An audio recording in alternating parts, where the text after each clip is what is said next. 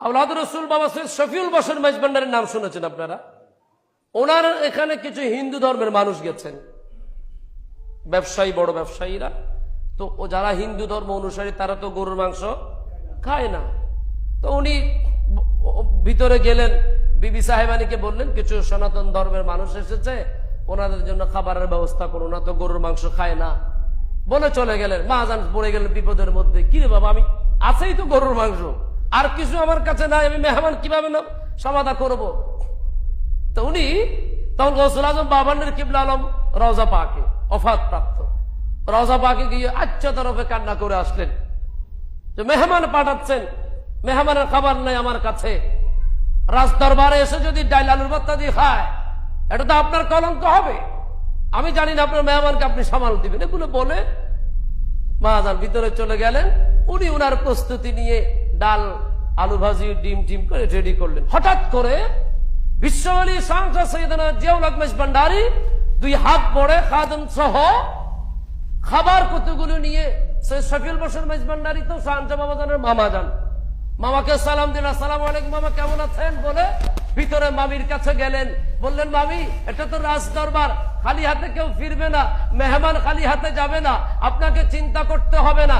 যেই যেই কথাগুলো বাভান্ডারির মাজারে পাকে সৈয়দ শফিউল বশর মেজবান্ডারির বিবি সাহেবানি বলেছেন, সব কথা বিশ্বরী শাহজাহান বাবাজান ফেরত দিয়ে বলেছেন, না মামি চিন্তা করবেন না, মেহমানদেরকে মেহমান নওয়াজি করুন।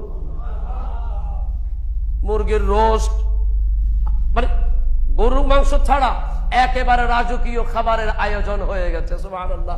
এখান থেকে আমি আপনাদেরকে একটা কথা বলবো, সুফিদের দরবারে বা সুফিদের ব্যাপারে কোনো কথা বলতে সাবধান, বিশেষ করে মেজবান্ডার শরীফে কথা বলতে বড় সাবধান। আপনারা বলেন যে দেওয়ালেরও কান আছে, এটা মেজবান্ডার শরীফে দেওয়ালের কান আছে। সুবহানাল্লাহ বলেন না? আমি এই কথাগুলো বলার উদ্দেশ্য হচ্ছে আল্লাহর উপর তাওয়াক্কুল হবে। কার উপর? বান্দার উপর না, আল্লাহর উপর। আল্লাহর উপর যদি আপনি তাওয়াক্কুল করতে পারেন, আবার আল্লাহ অফুরন্ত দান করবেন আপনাকে। সুবহানাল্লাহ।